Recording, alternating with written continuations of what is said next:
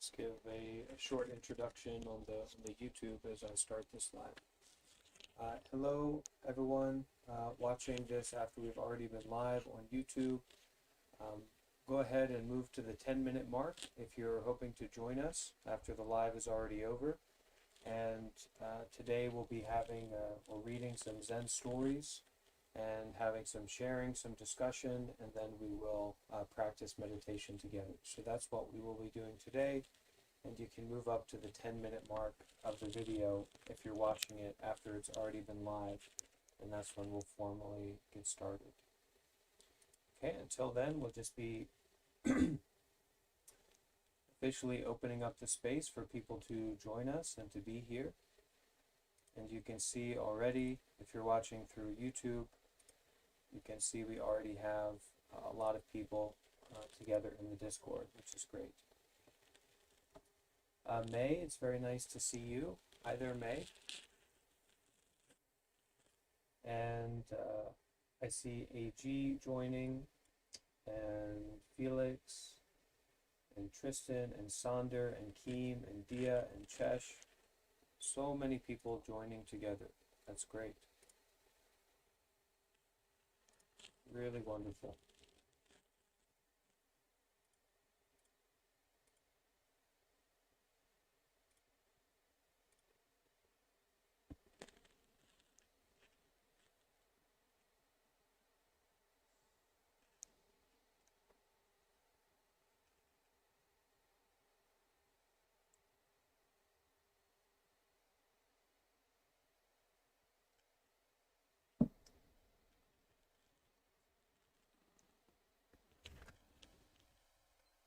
Uh-oh, my microphone wasn't hooked up here. The YouTubers. Hi there, if you're watching on YouTube, we'll get started in a few minutes.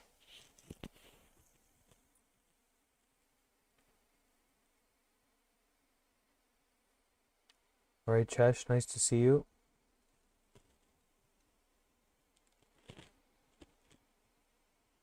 And Ali, welcome. Ali, welcome.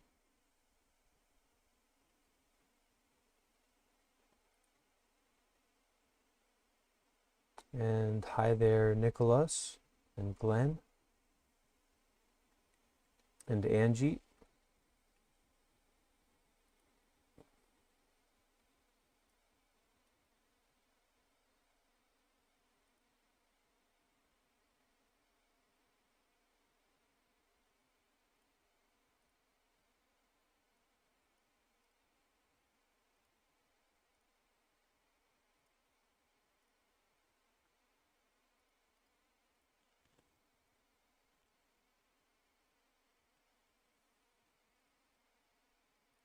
Oh, some messages in the voice text. Hey, Famo, and Nikki going to bed. Dia and Keem and Angie. Hey.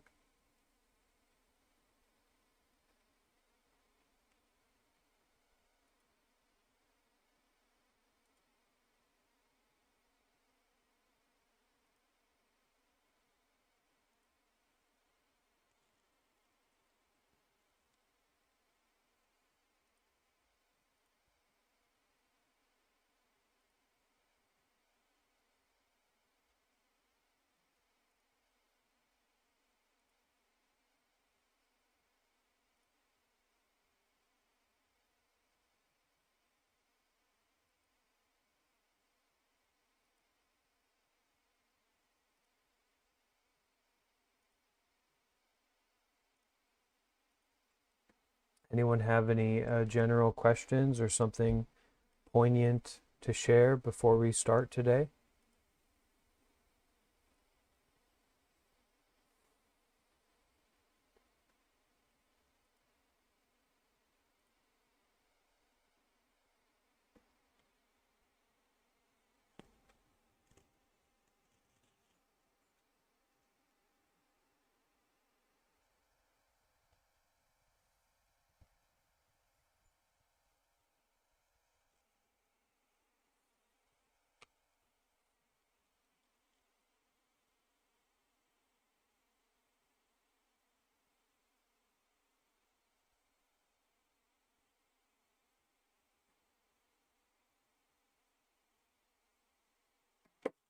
Hey there, Vidura on YouTube.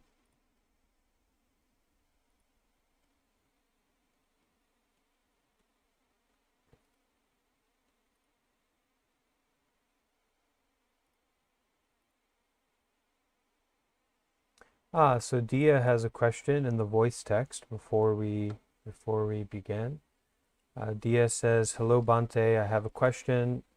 Why, when I am meditating, I have these visuals of shapes like hexagons and sometimes vivid colors?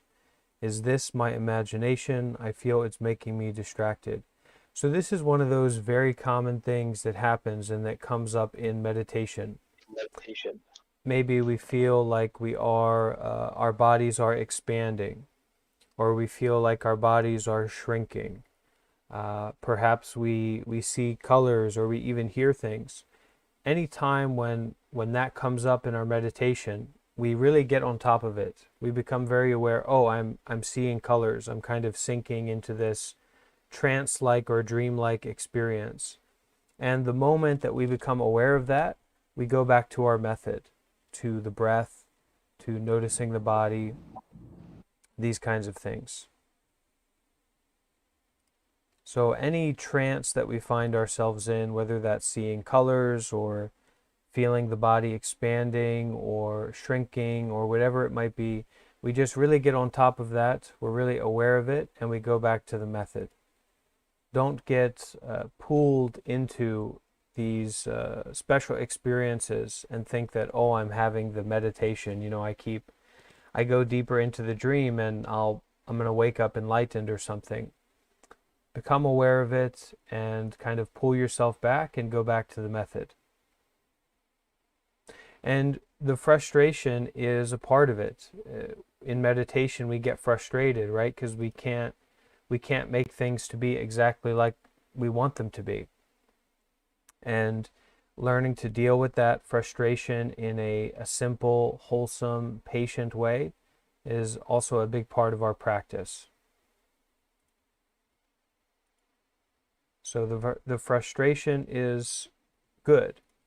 It's a good fruit of your practice, and so eat that fruit. Don't eat too much of it, but eat enough of it to bring you back to your method and to your sincerity, and then you continuing to practice, right? Continuing to stay with it.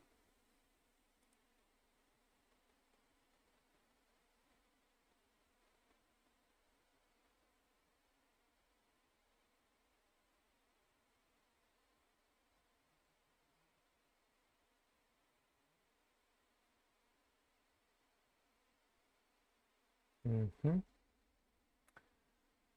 Okay, so just 2 more minutes and then we're going to begin. And today, like I've said or I haven't said, we're going to start with some Zen stories today, like we did maybe 2 days ago or 3 days ago, that we practiced with these Zen stories.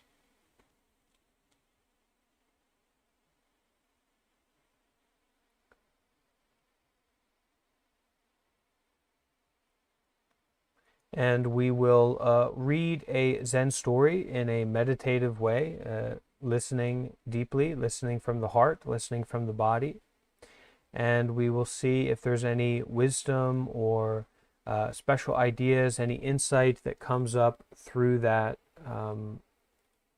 reading. And we'll just see what comes up. We'll kind of use these as our place of practice, our nourishment for our practice today. And then after that, we will meditate together.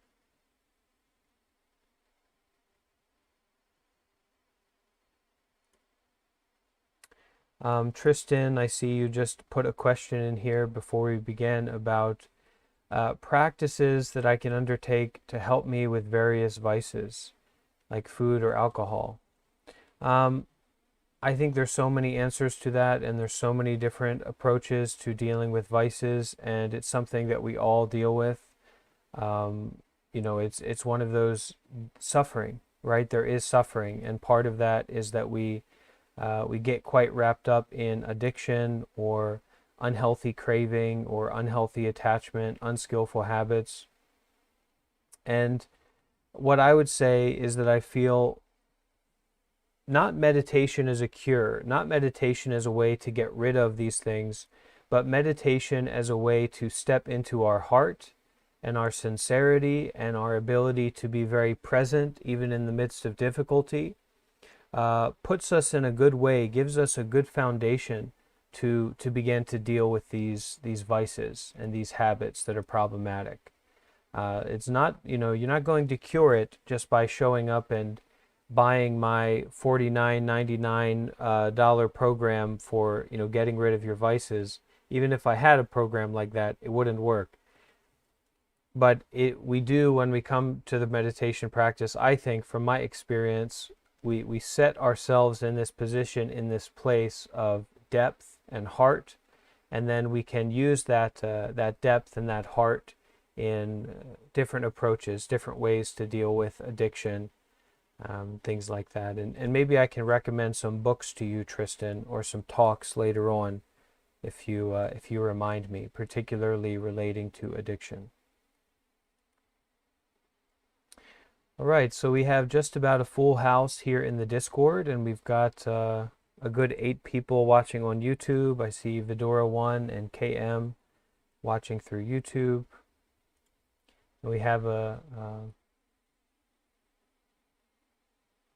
few people, quite a few people joining, so that's great. So let's take a moment to make sure that we're comfortable and to bring our focus and our attention onto the breath, onto the body. Maybe we can close our eyes for just a moment. Taking a few deep, sincere, mindful breaths.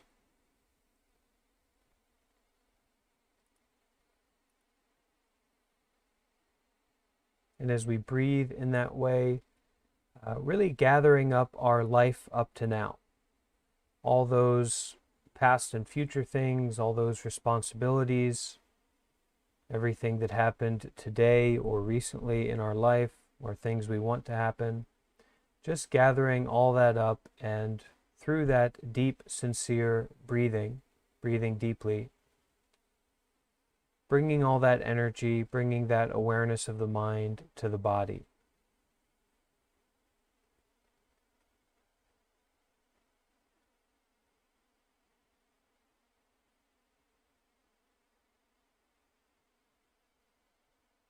Letting our breath find a calm, natural rhythm.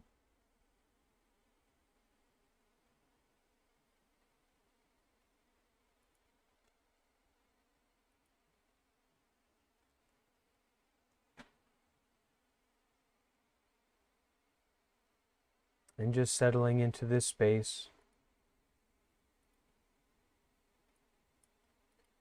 planting the seed of our sincere intention to listen deeply,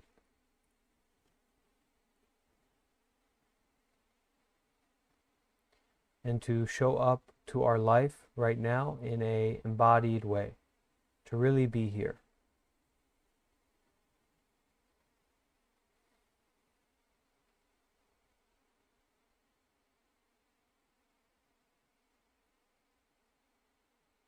To really be present in this space together.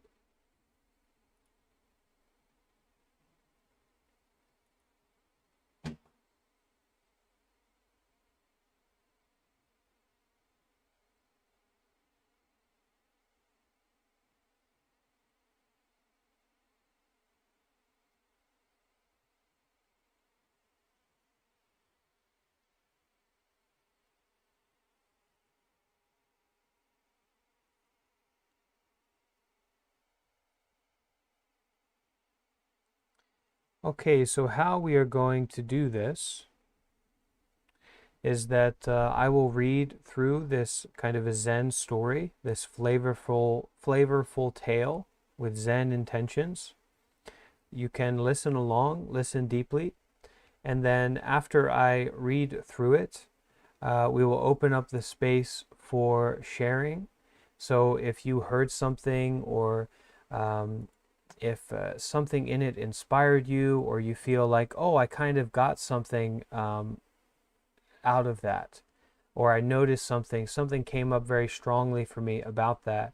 After we read through it, especially if you're here in the Discord, you can use your voice and you can share, oh, that sounded interesting, or you can share a question, and this is almost like a vehicle for us to be generous in our questioning and with our curiosity. So if something comes up that we have a question about or we're curious about, to be generous with that, to share that.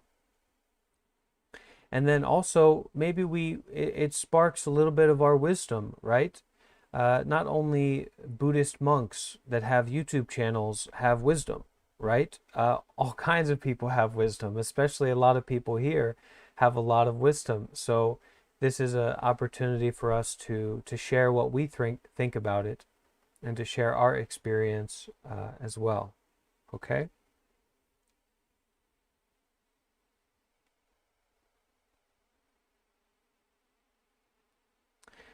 All right, so the first story we're going to read here is called Winning Without Trying. I read this earlier in my personal time, and I really wanted to share it. I thought it was kind of sweet. So the title of this is Winning Without Trying.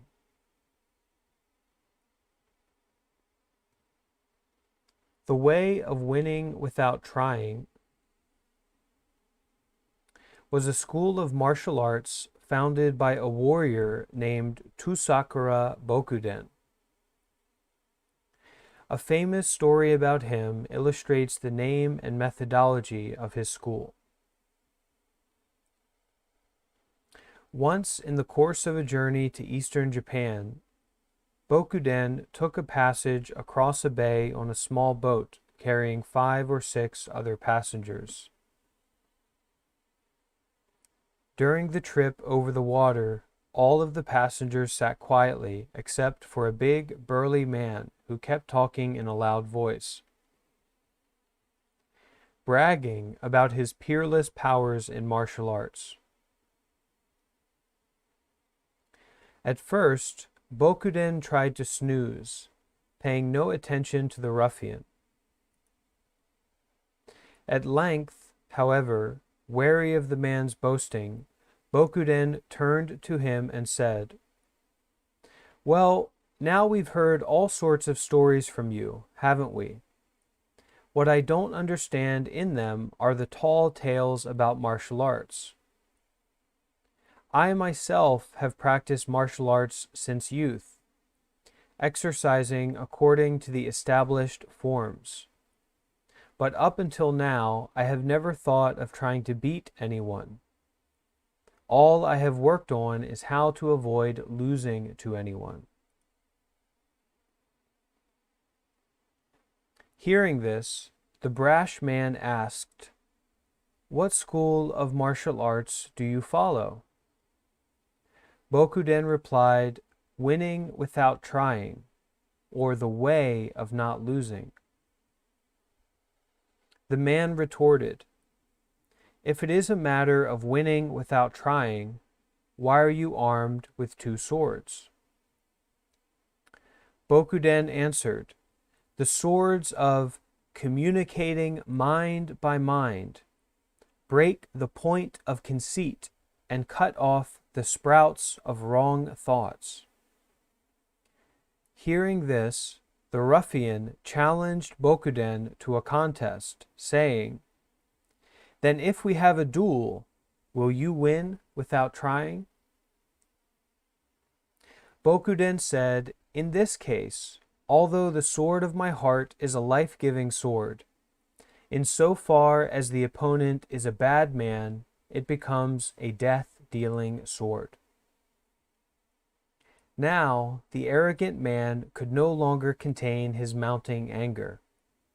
He ordered the boatman to make for shore at once, so that he and Bokuden could have it out. Bokuden surreptitiously signaled to the boatman with his eyes, and then said to the braggart,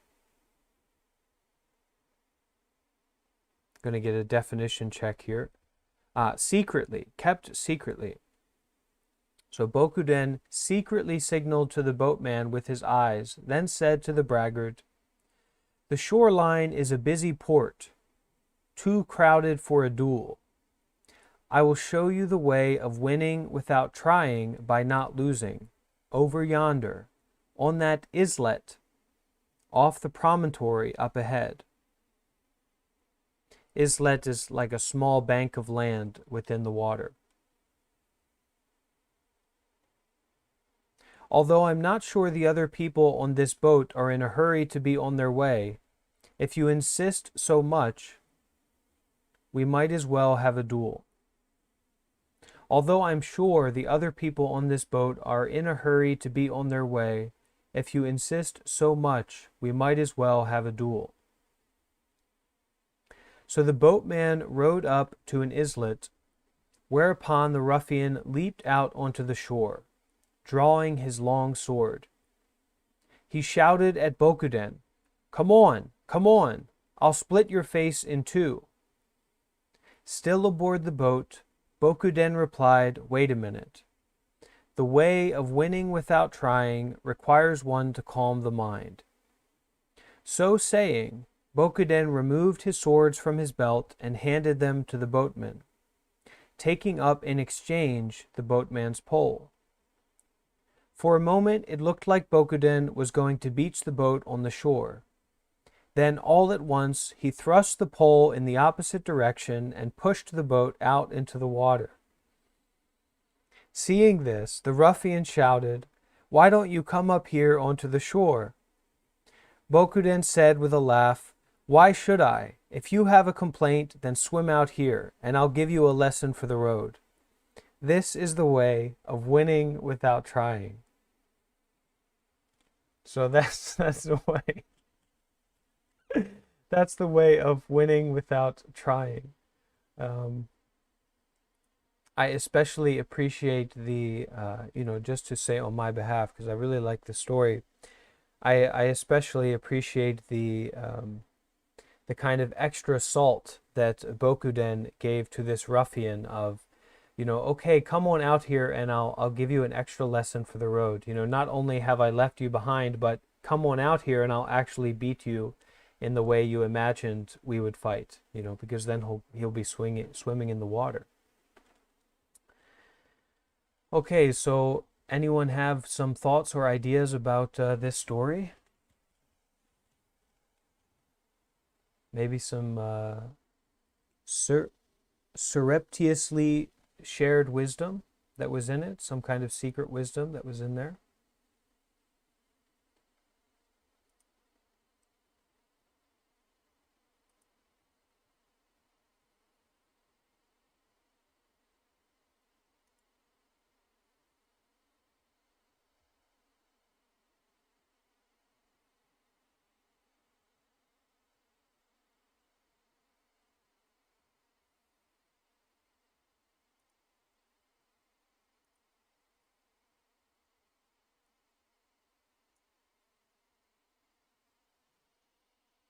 Okay, it seems like we all got the way of winning without trying very directly. So maybe we move on to the next story here. And you can also write in the voice text. Steve. All right, Steve has some wisdom that he's sharing in the voice text on Discord. Steve says, "That is a wonderful story. He was both kind and gentle to the tough guy." I agree.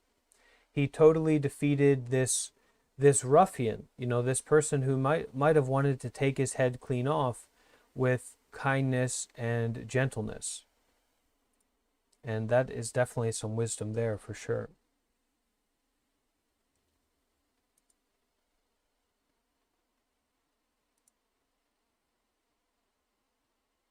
Vidora1 on YouTube says, getting some equanimity vibes.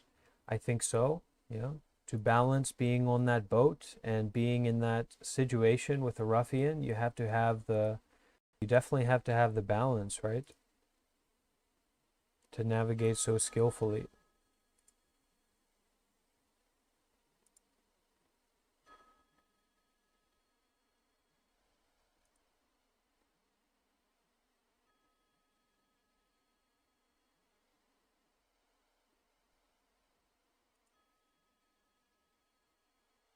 Ah, wonderful. And Daniel says he got Daniel. Okay.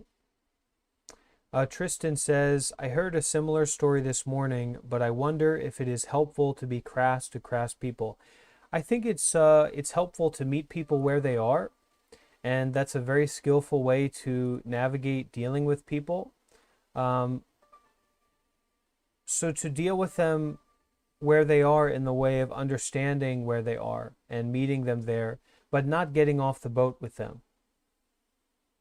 So, and the last part here, the kind of portion that I said I really enjoyed, this ruffian has been stranded out on the inlet, this kind of just portion of land in the water, and is yelling out, very crassly, very roughly, why don't you come up here onto the shore? Why don't you come up here and fight me?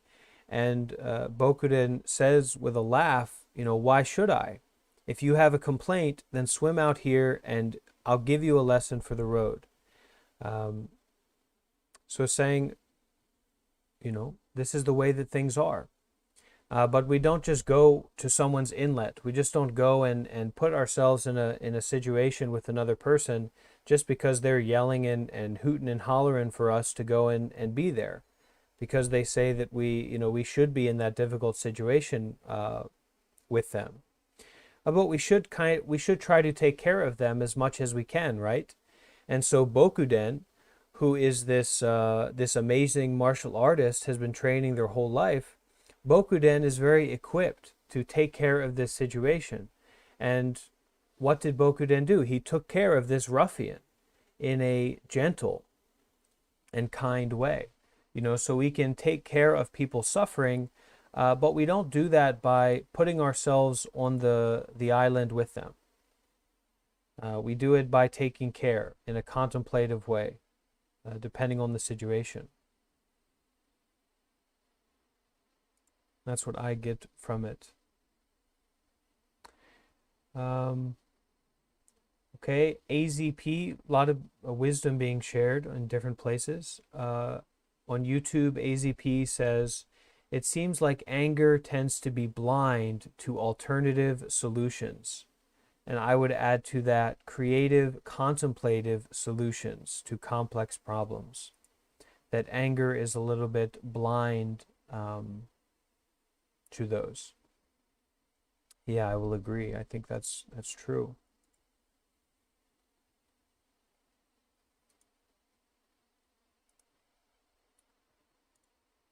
Okay, and also in the voice text here on Discord, Philip, if you can use your voice, I think Philip's not in the VC, but if you are in the VC and you can use your voice, then that's great. Philip says, I think the story tries to teach that if you let go of your ego, you can easily achieve your goals. The ego didn't get in the way, so he didn't need to prove to his opponent he was better, so he won. Okay, thank you, Philip. And AG says, the collaboration aspect with the boatman stood out to me. Surreptitiousness tends to indicate some sort of backhandedness, but they worked together for a peaceful outcome. And Tristan says, yeah, I understand. I guess I just worry that humiliating the man in that way won't embolden his animosity. I worry potentially needlessly a lot, though. Okay.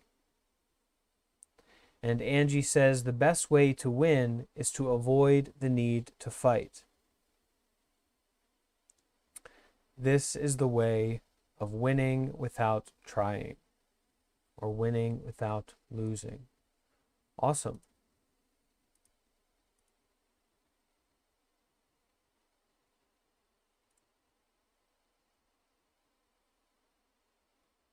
Okay, and one more that I'll share here, one more comment over on the YouTube from someone named Original Mind. That's certainly a wise username. Original Mind says, the point is that the ruffian was under the illusion that there is this thing called power that gives one control. You can control no one, you can only influence and manage others. This illusion of control is born of conceit. The liberated mind is free of being influenced and managed by others. It is unbound. So, creative, contemplative solutions to complex difficulties, to sufferings. And just because someone wants to fight, just because someone has this interest in conflict, doesn't mean that we need to fight them or that we need to have a conflict with them. Actually, it's far better that we do our best to take care of them. And I would say that that's what this story really embodies.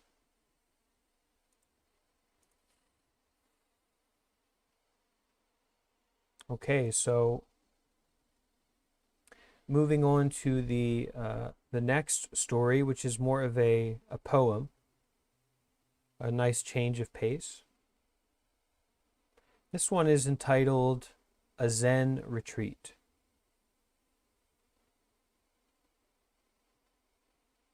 Remembering to stay with our breath, stay with our body, this kind of awareness, this deep listening, this presence, and not getting too much, too wrapped up in busyness or one thing to the next thing, but just this breathing and being aware, really breathing and being present, and rather than coming back to this story of what we're doing, really coming back to this lived experience that we're having together, right? We're really showing up together at this moment.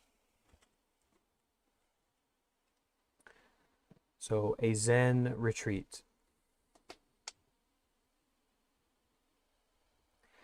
Zen Master Taigu lived for a time deep in the mountains in the provincial countryside of North Kyoto. She wrote a pair of verses commemorating this abode. No more city troubles, no contests of judgment. In autumn I sweep the leaves by the stream. In spring I hear the birds in the trees. Spring comes to the human world with vast and great kindness. Every flower blossom holds forth a Buddha. Unawares, remaining snow has melted all away. Myriad forms unfurl their brows in concert, all as one. Myriad forms unfurl their brows in concert, all as one. I'll just read the poem part of that again, and then we'll see if anyone wants to share about that. From this Zen master who lived for a time deep in the mountains outside of the big city, commemorating this place, this abode. No more city troubles, no contests of judgment. In autumn I sweep the leaves by the stream. In spring I hear the birds in the trees. Spring comes to the world with vast and great kindness. Every flower blossom holds forth a Buddha. Every flower blossom holds forth awakening, peace. Unawares, remaining snow has melted all away. Myriad forms unfurl their brows in concert, all as one.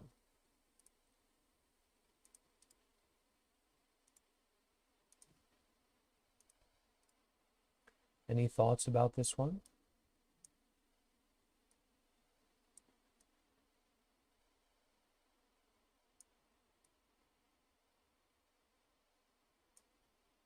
And if you have no thoughts, that's good, because we're doing Zen stuff. So don't worry about why don't I have any thoughts about this? That's good.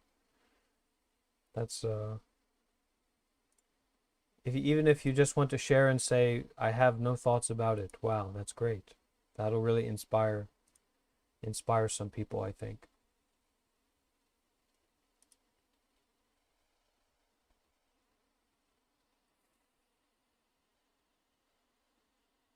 I mostly have no thoughts about it, but it is a lovely description of the transition to a simple life being more connected to nature.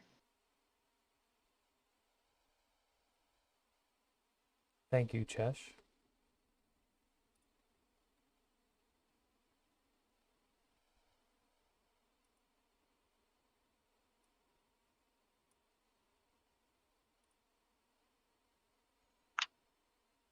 I had loads of thoughts about it. Hi, it's Ola. Okay. I had loads of thoughts, so I wasn't being very zen, but I did find it very calming to listen to. It's a very beautiful poem. But I love that bit about each blossom being a Buddha. But there was a wonderful, at the end of it, this really lovely notion of all the myriad forms doing just as we are, all doing our things, all awakening together. But we're in concert, we are one at the same time. That was a beautiful, beautiful thought at the end.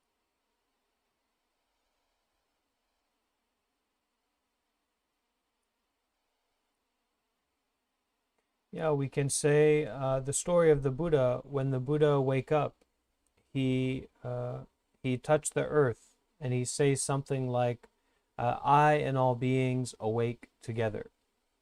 So when we find peace within ourselves, when we embody peace within ourselves, all beings embody peace.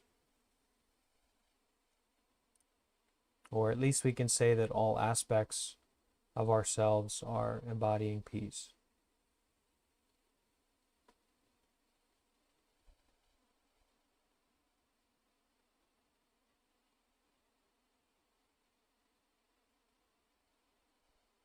But definitely strong on the theme of interconnectedness, and that is um, a very fundamental teaching and idea in Buddhism, that fundamentally there is no self, not because we are nihilists and we say, there's no real self or something like that, um, but because there's no separation, there's no separate self entity.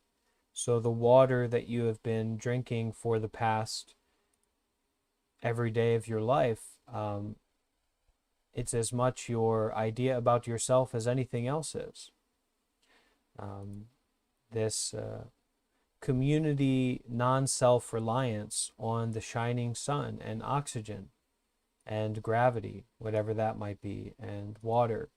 We are all sharing that, and so the separations that we come up with, this thing is a chair, or I'm a good person and they're a bad person, or I have and they don't have.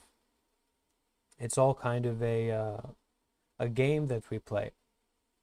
And when we really put ourselves into that place and that focus of meditation, we're putting ourselves not on those subjective ideas of separateness and me and my and mine,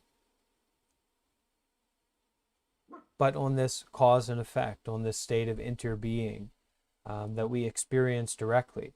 Not abstractly, but we really experience directly this state of moment to moment interconnectedness and interbeing.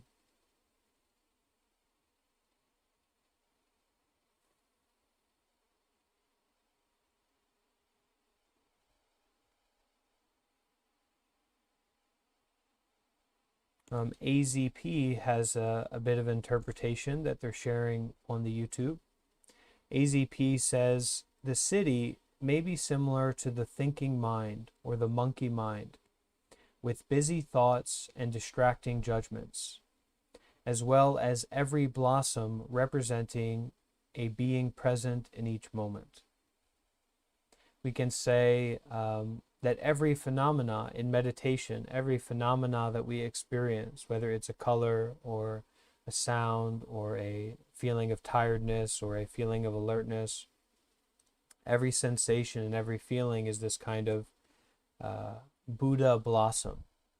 And that awareness, that becoming aware, is that stepping into awakening, letting go of the dream, of the self-clinging, the attachment.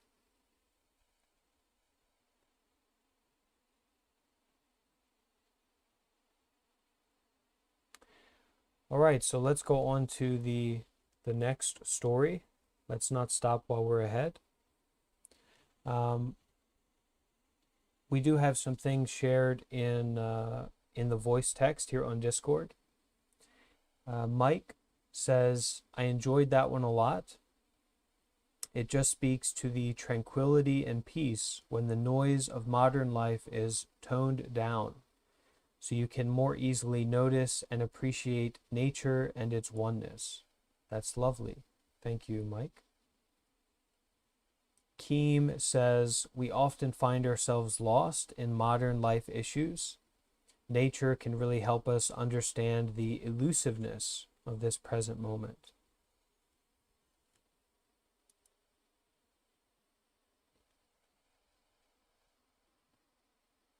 And Kate says, for me, it's a nice reminder that we are interconnected, especially in a workplace or as someone who is looking for work which is competitive and can undervalue simply existing. And if you can, please do share with your voice. If that is accessible for you, please do that. I would like to add that just like we can find peace anywhere within us, wherever we are, it is necessary for us to reconnect with nature. So I really like that story. Thank you.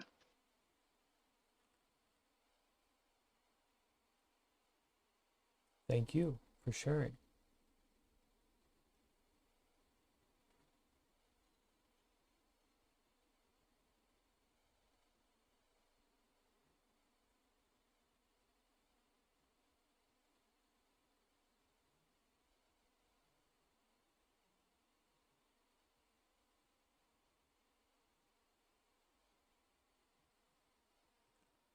Okay, so moving on to our next story here.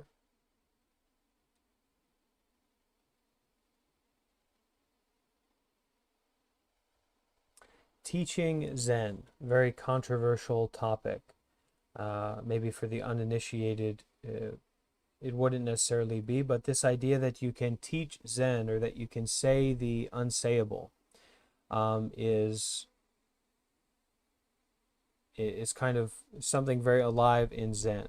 To cut through all existence, to cut through all separation, to cut through any semblance of the intellectual mind or the mind that hangs onto, the mind that believes in, the mind that self-identifies with anything, that has any semblance of belief in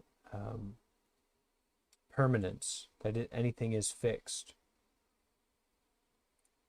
And if it sounds mysterious, then that's good. All right, so this one is called Teaching Zen.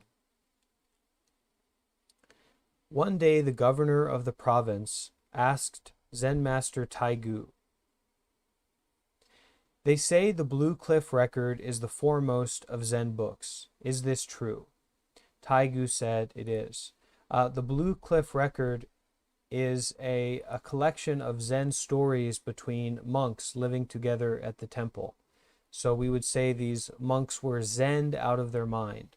And so they would have these interactions and these creative, contemplative, sometimes playful, but also sharp and dynamic conversations and experiences together, and they would be recorded. And a compilation of these stories is the Blue Cliff Record, which is just that, a compilation of these Zen stories. If we were reading through those, we would be totally lost. and maybe we can try that sometime. But the point is, we're trying to be accessible, right? We're probably lost more than enough in our life as it is. But sometimes we'll take a look. So one day the governor of the province asked Zen master Taigu, "They say the Blue Cliff Record is the foremost of Zen books. Is this true?" Taigu said, "It is." The governor requested, "Please expound 1 or 2 stories from that book." Taigu said, "I'm afraid you wouldn't understand." But the governor kept begging. So finally, Taigu said loudly, quoting the first story of that Zen book, "Being empty, there is no holiness." The governor said, "I don't understand." Taigu said, "After all, you couldn't hold steady."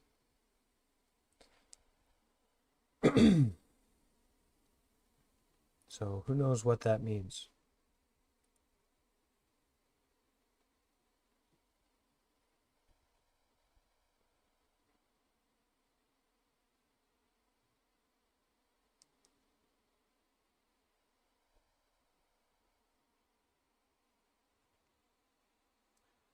Another Zen word or a Zen phrase is, "Not knowing is most intimate."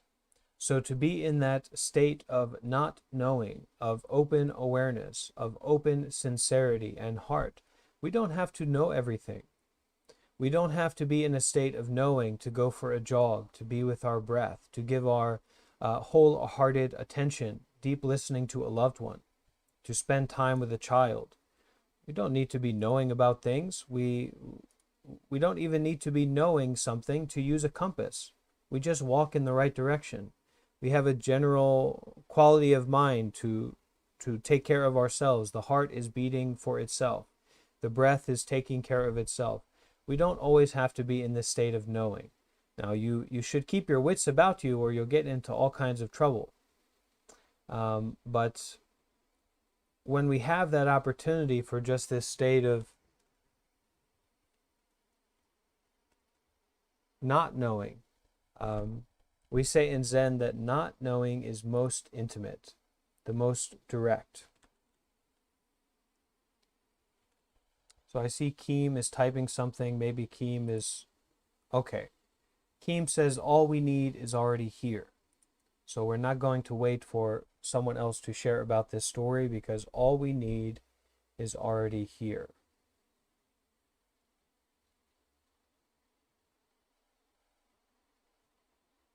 All right. This next story is called Lone Lamp. And this story is about a poetess. This story is about a poetess.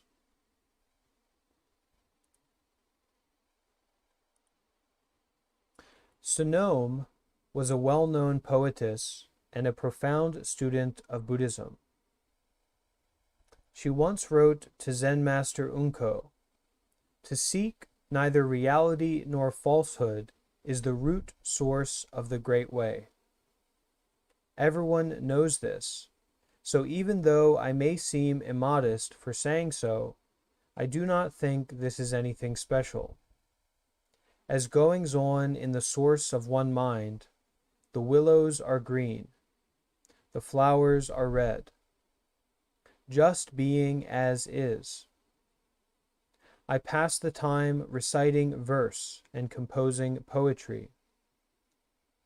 If this is useless chatter, then the scriptures are also useless chatter.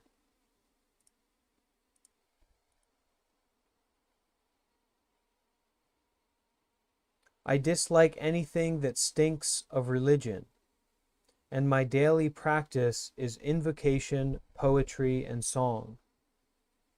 If I go to paradise, that's fine. If I fall into hell, that is auspicious. My goodness. And now a poem. By myself I remember not to seek mind. The green lamp has already illumined my lone lamp heart. Whether in clamor or silence, I have a clear mirror. It thoroughly discerns pure hearts among humans. It is not something existing that anyone can see and know, nor does it not exist. Such is the lamp of truth. When Sonome was about to pass on, she bade farewell to the world with this poem. The sky of the autumn moon and the warmth of spring. Is it a dream? Is it real? Hail to the Buddha of infinite light. Hail to the Buddha of infinite light.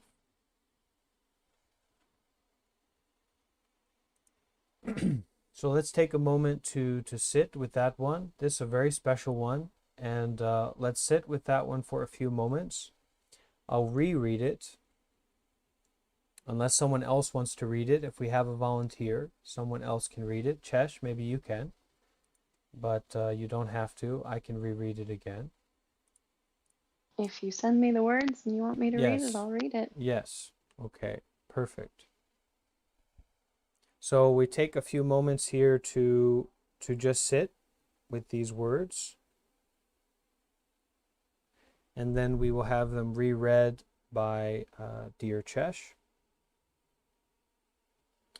and then we will have the exciting, special, fun part after that. So don't go anywhere just yet.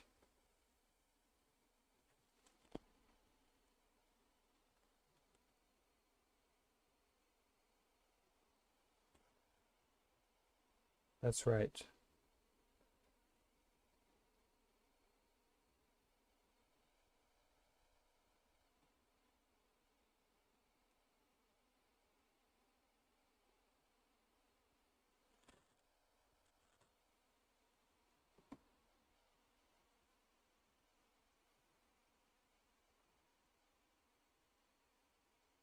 Do you want me to read the whole thing or just the poem? Yeah, the whole thing.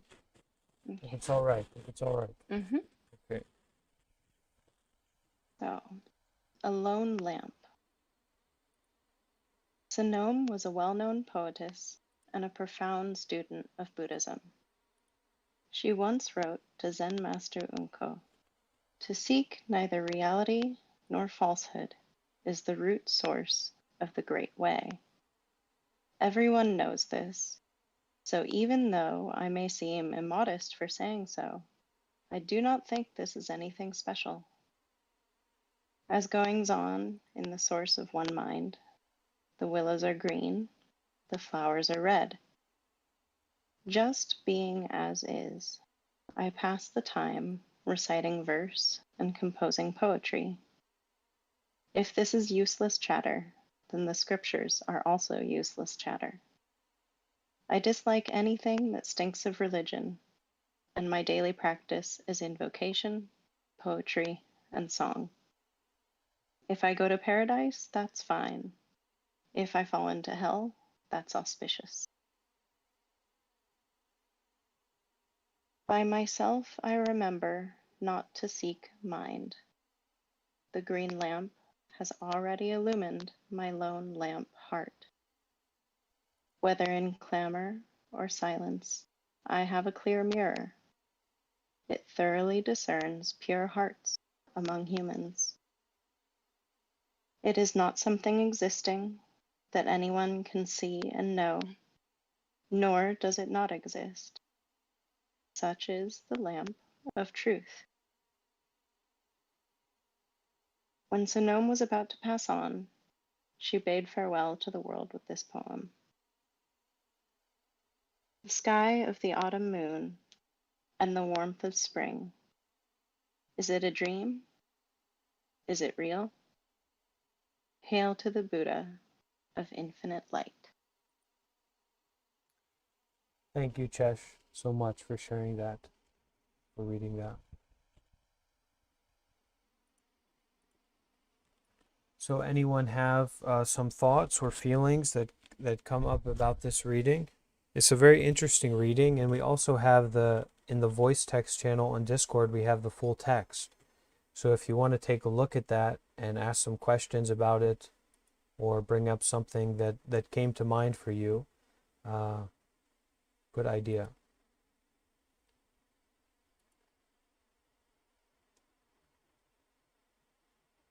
I'd like to say that, like the in her poem, the first one, the sentences, the verses that really stuck in my head is, "I have a clear mirror. It thoroughly discerns pure hearts among humans." But a mirror is a reflection, so it's like she is saying that everyone has a pure heart, and that she also has one. I mean, that's my idea as a mirror. Maybe that she has recognized the purity of her own heart, and so she has the confidence to use that as her mirror, to check, right? She can discern clearly because she has discerned for herself that her heart is pure. She's not confused about that, right? So her mirror is not foggy in that way. That's what I think about it. And that was very insightful what you shared. Thank you.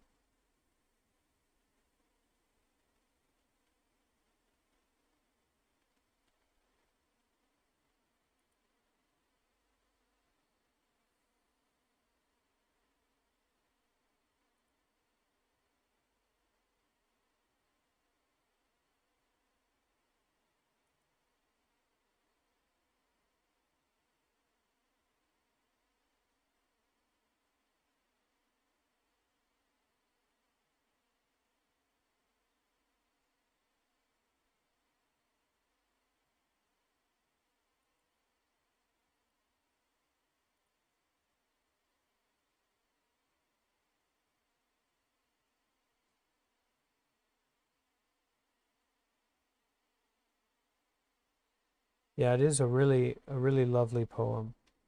Keem said it's lovely to hear that.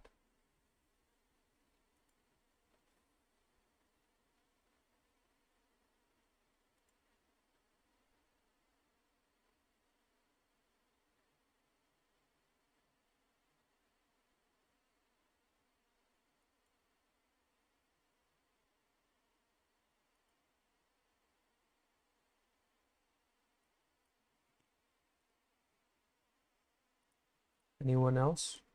Something come up for you about it? It's making me think of the different kinds of truth that people think about or experience. There's the truth of seeing things just as they are, developing in the present moment, just open awareness. And then a lot of people would also talk about truth as something that they know for sure, but then that's really more about how they feel about things than just the open way it is nature of things. So it's got those ideas popping around in my head. Confidence comes to my mind about it. This sense of confidence about, just exactly what you said, and that it's not necessarily that things are that way, but there's a confidence about them, their experience of it, and so they express that. And I think it is fair to say that sometimes that goes more in accordance with nature, and sometimes that goes less in accordance with nature, but always on a case by case basis. And maybe those people who are really successful or accomplished are deeply confident in their ability to really be tuned into that case by case basis, to really deal with things as they are at that moment, because they're able to do it, so they're confident about it. Not so much that they know that they have this right or truth, but that they have a confidence in their skillfulness.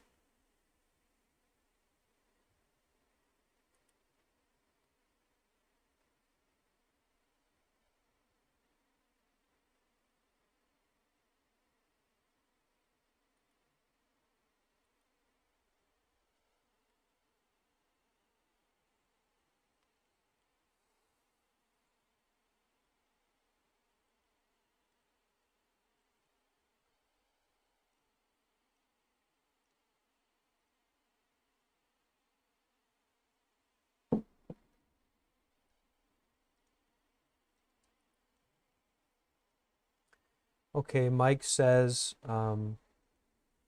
the part of the poem or the part of the text, whether in clamor or silence, seems to indicate a calmness not disturbed by external things.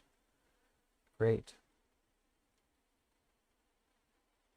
And that's maybe one of the main things that we work on in our meditation practice, is to find this calmness that's not disturbed by external things, external or internal. And to find that we have we can have a relationship with that calmness that is not disturbed by external things or even internal things, that there's this kind of calmness and this solitude of peace that we can develop a relationship with. And then when we do, maybe we can write poetry where we say, whether in clamor or silence, I have a clear mirror. It thoroughly discerns pure hearts among humans. So we develop that in our meditation.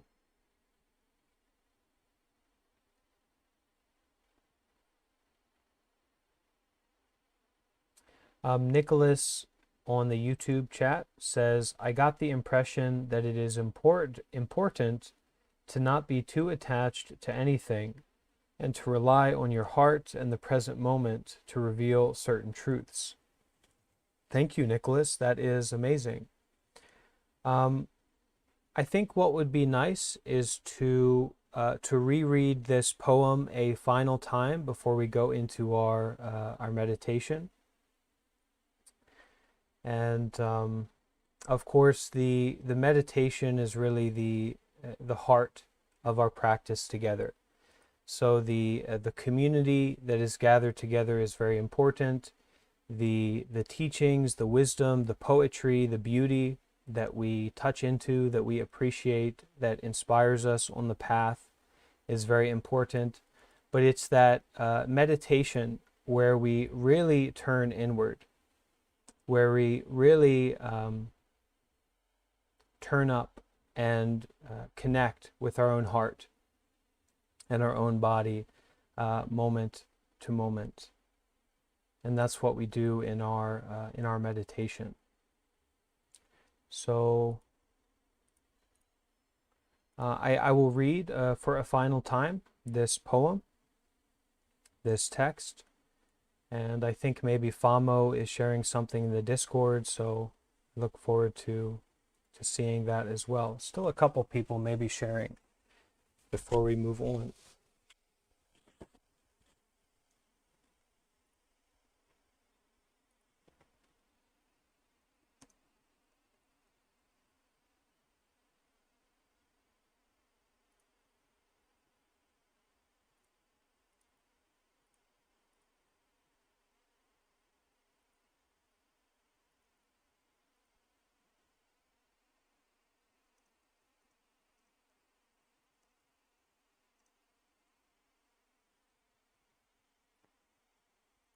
So Famo says, the first 4 lines for me remind me that there is no need to look outside for enlightenment. I just need to look instead within me and find the inherent nature that is present in everyone. Yeah, I think that's very, very true. So reading for a final time before we get into our group meditation. What I like to say, the fun part, the exciting part, the special treat that we do, that's really when we do the work, and or when we enjoy the benefits of our work. So, A Lone Lamp, from this collection of Zen stories. Sonome was a well-known poetess and a profound student of Buddhism. She once wrote to Zen Master Unko, "To seek neither reality nor falsehood is the root source of the great way. Everyone knows this, So even though I may seem immodest for saying so, I do not think this is anything special.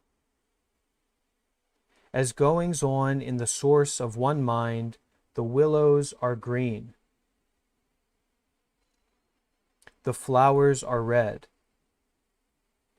just being as is. I pass the time reciting verse and composing poetry.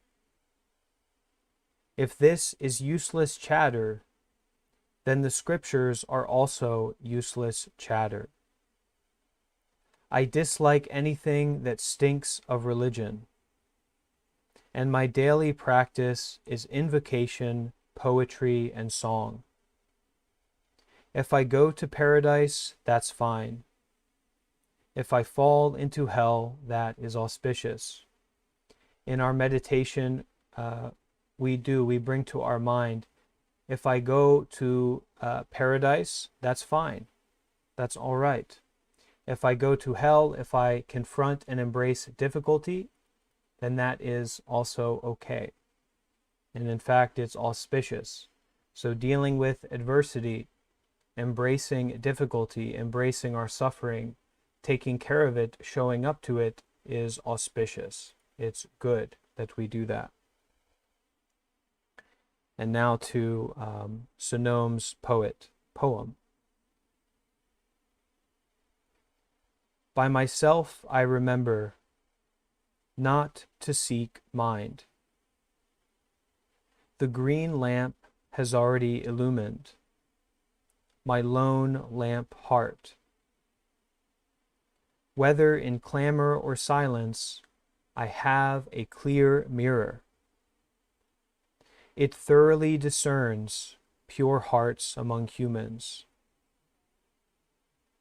It is not something existing that anyone can see and know, nor does it not exist. Such is the lamp of truth. When Sonom was about to pass on, she bade farewell to the world with this poem.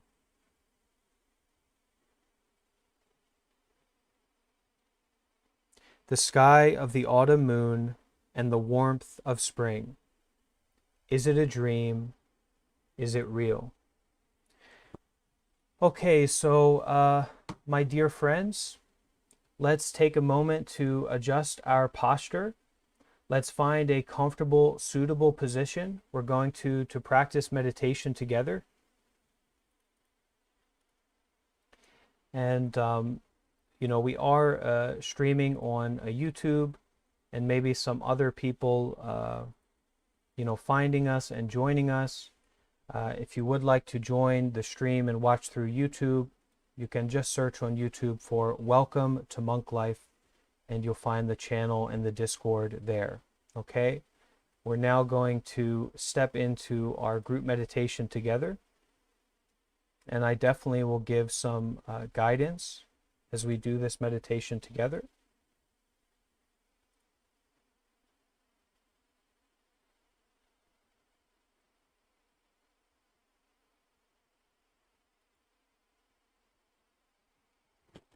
I'll also adjust my posture.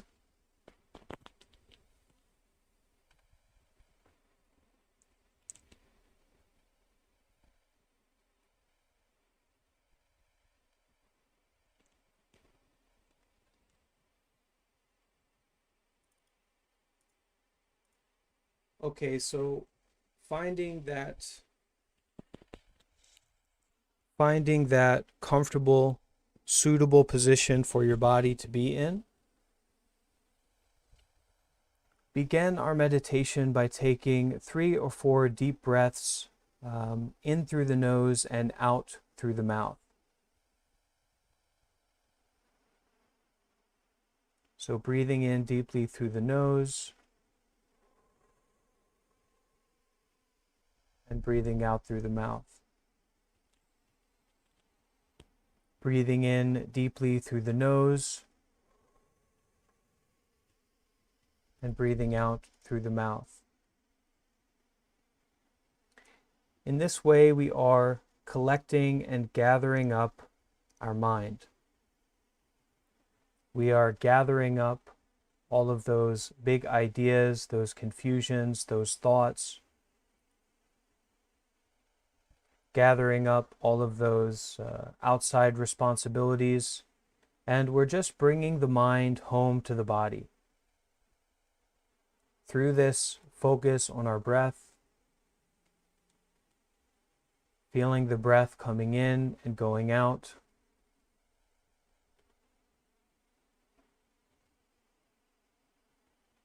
bringing the mind home to the body.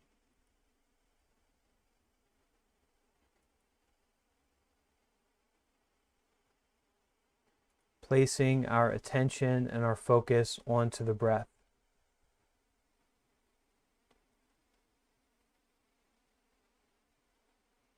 And although there may be all kinds of different thoughts and distractions and feelings that come up, that we notice, that we become aware of, we're not fighting or arguing with any of those. We're not getting into a space of any kind of conflict.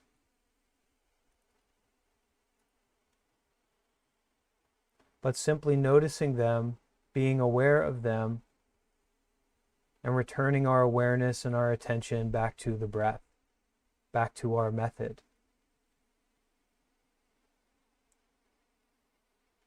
Breathing sincerely and deeply.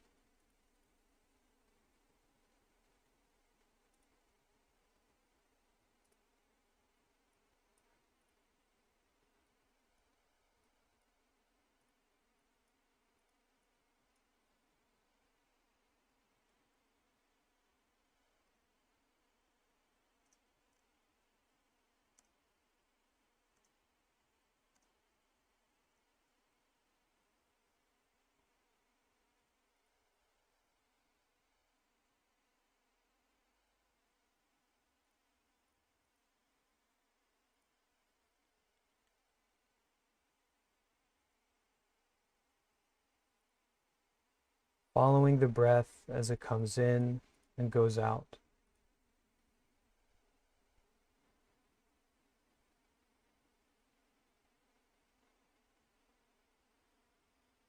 When we meditate, it's not that we're getting ourselves into this empty mind or into any kind of trance, but it's more that we are being with our mind. We are being with the body.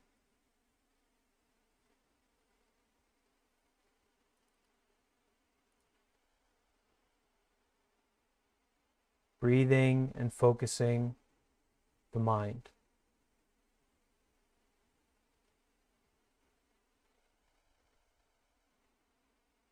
Bringing the mind home to the body and settling ourselves, giving ourselves this space to simply breathe and be aware.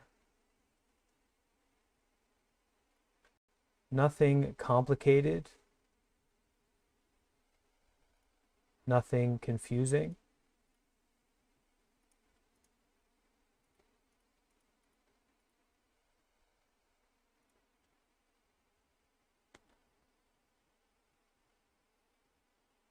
Breathing and being aware.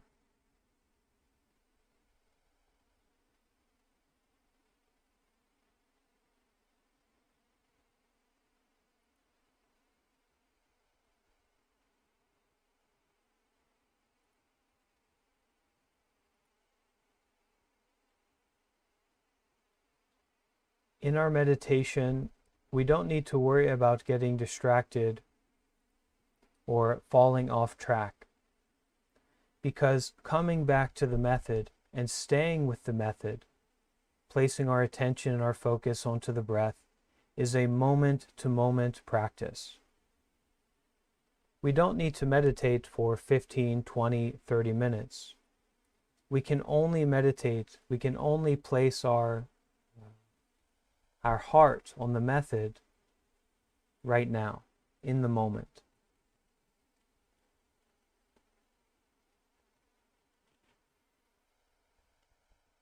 Just breathing.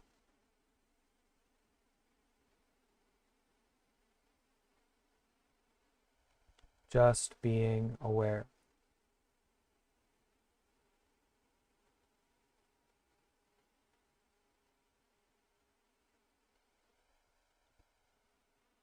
totally connecting with our body and mind.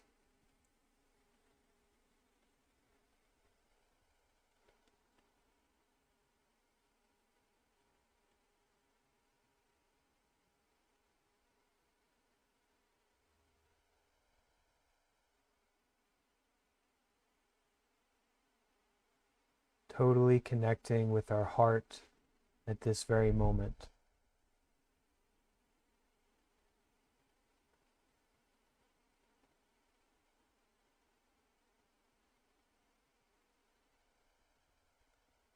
Letting the monkey mind, the complicated mind, the story mind, take a back seat to your practice of just being, just breathing, just sitting here, just hearing.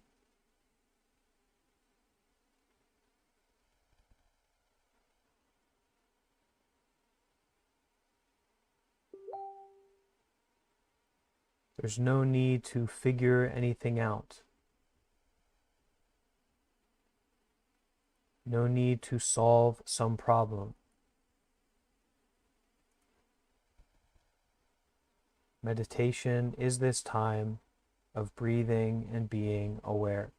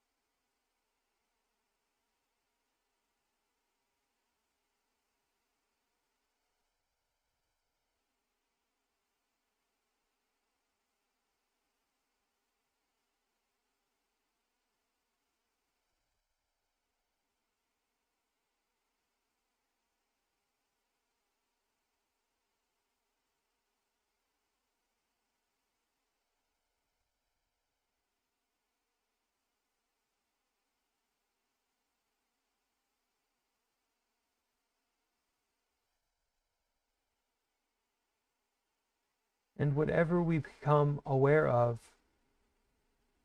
not judging it, not thinking that things should be a different way, or it would be nice if things were better, or if we didn't have this particular pain or feeling. Noticing and being aware, not judging, not getting rid of anything.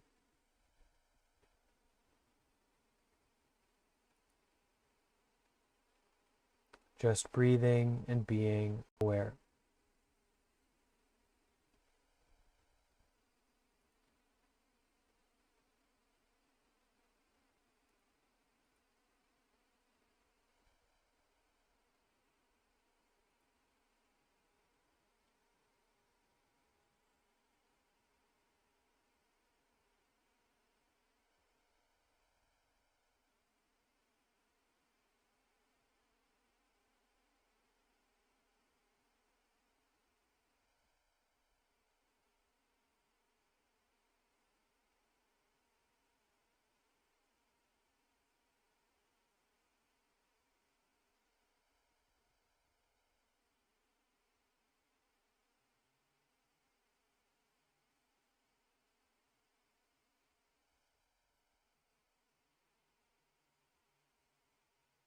letting the mind totally and completely settle into the body.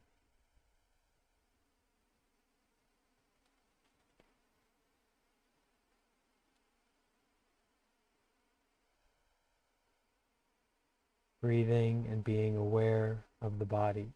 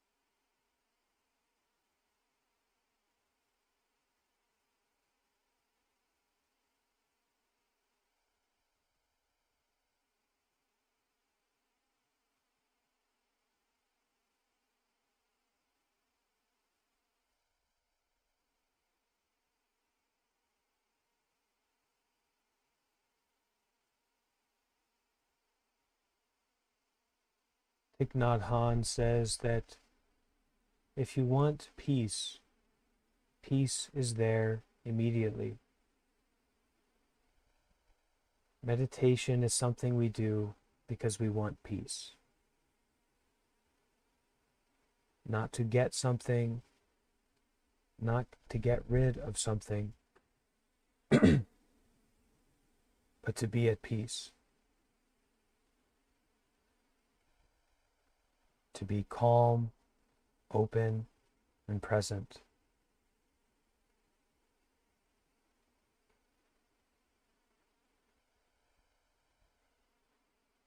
Connecting with ourselves, with our body and mind, not through thinking,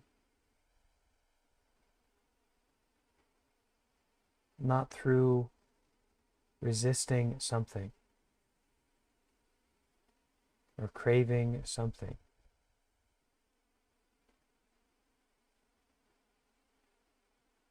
Through just breathing and being.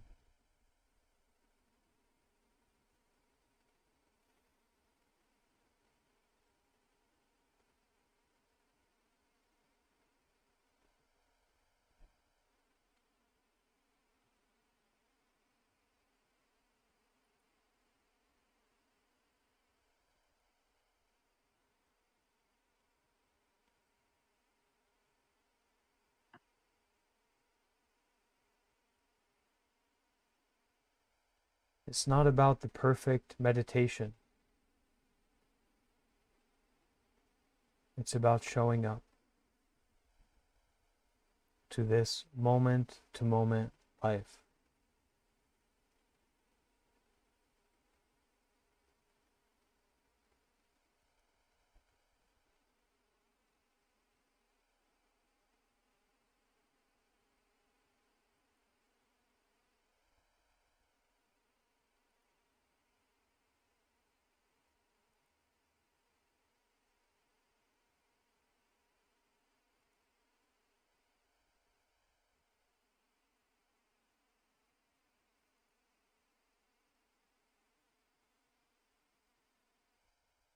Any time that we feel that peace is what we want, not that we want stimulation, not that we want to pleasure ourselves, but if we feel that what we want is peace, rather than looking outward, rather than trying to get something outside of yourself, turning the light inward, turning the mind towards the heart, turning our focus towards the breath.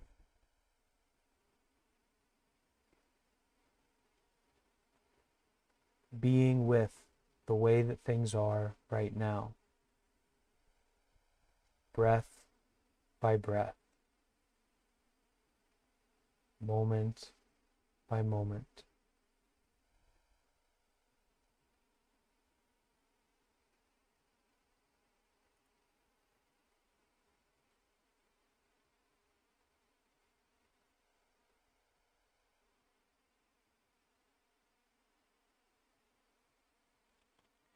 So a very good method of meditation is to focus on our breath.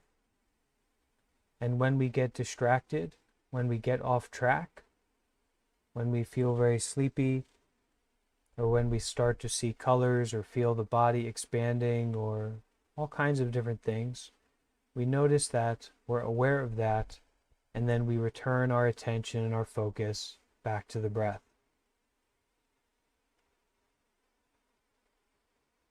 Another way to practice is through metta.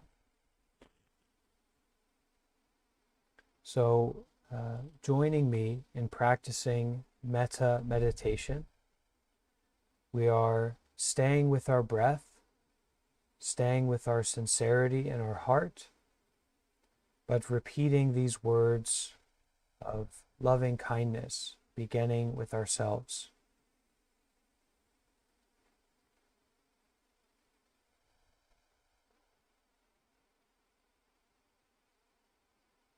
May I be happy.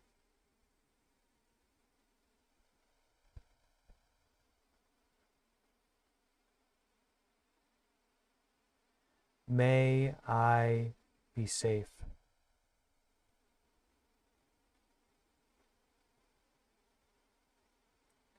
May I be healthy.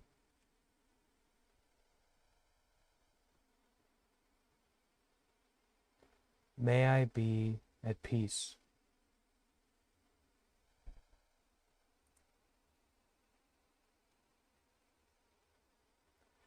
May I be free from physical suffering.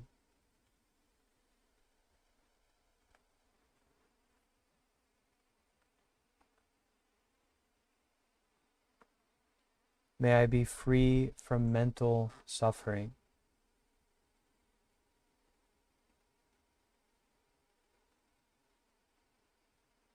May I be at peace.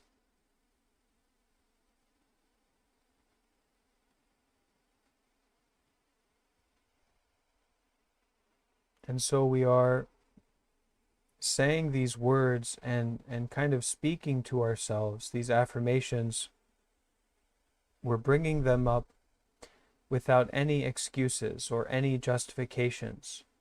We're just really planting these seeds. We're speaking to ourselves sincerely in this way. And a part of the practice is that we are finding out what it sounds like and what it feels like to sincerely express towards ourselves in this way.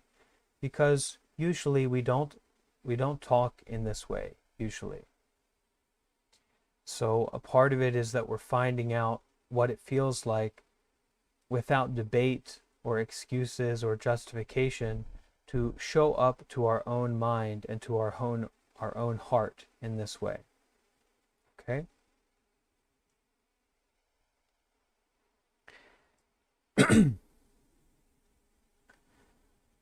Sending metta towards ourselves.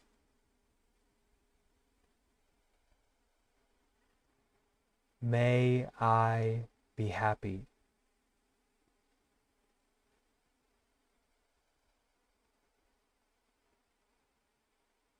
May I be safe.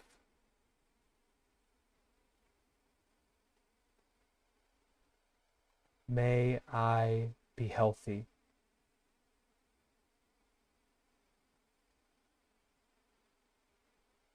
May I be at peace.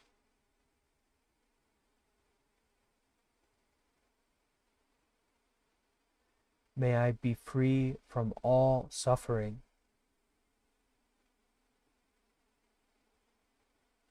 And may I have the courage and determination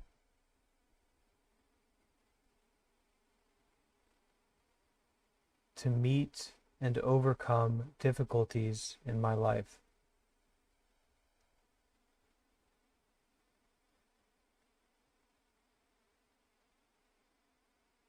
May I truly be at peace.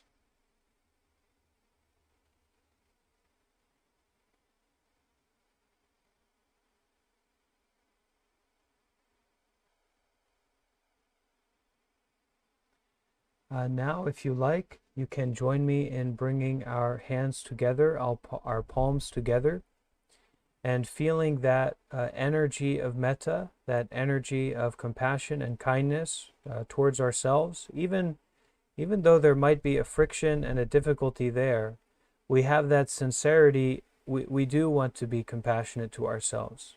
We do mean what we say. And feeling that, we kind of share this intention with all beings.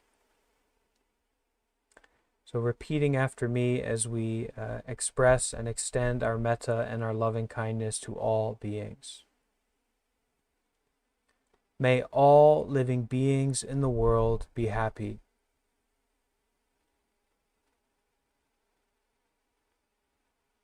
May all living beings in the world be safe.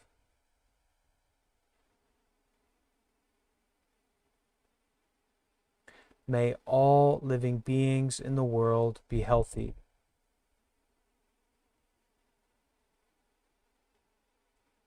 May all living beings in the world and all aspects of myself be at peace.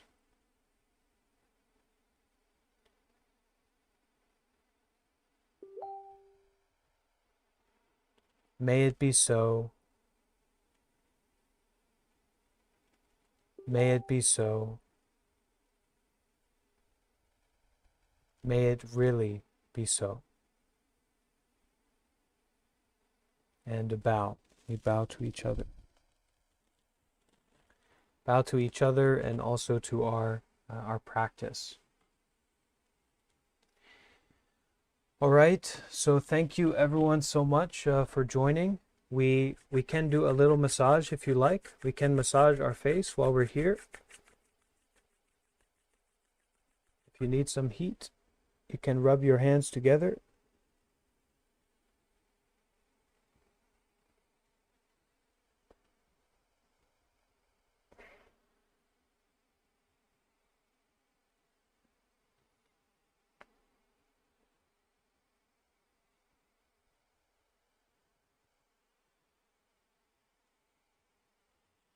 And massage the head, the neck, the shoulders, the eyes especially. Sometimes the eyes carrying a lot of tension, you know.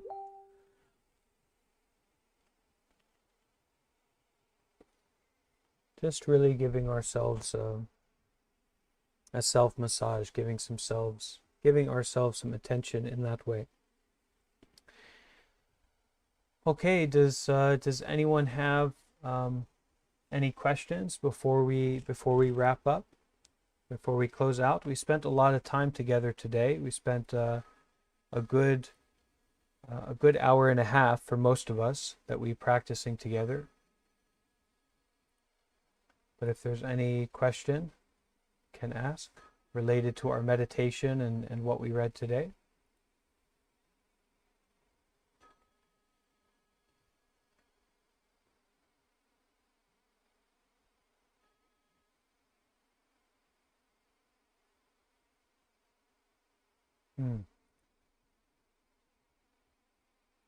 Okay, so let's close out. Thank you everyone for joining. See you again soon, I hope. Take care of yourself. And as always, I'm so grateful. I'm so thankful for us coming together.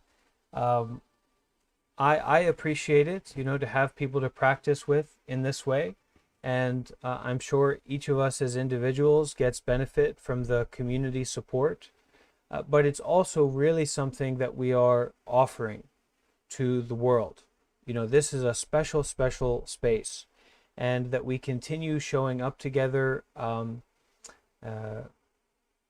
we just we allow other people, we make it accessible for other people to join in and be taken care of and be supported, right? We kind of have, even though there's so many people here already, there's a lot more space because we're really practicing together. You know, we all, I feel, have a lot more capacity to take on responsibility and taking care in the space. And so it's really a great offering that we're doing here. Okay? Thank you, everyone. Take care. See you again soon. All right? Bye-bye.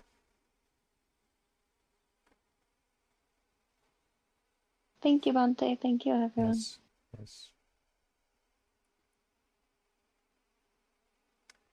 Aha. Now look where we are.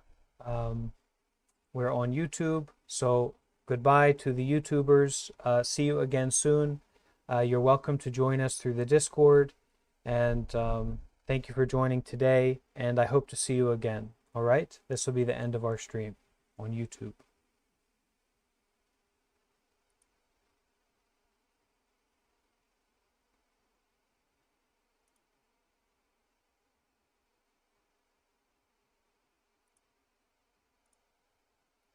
But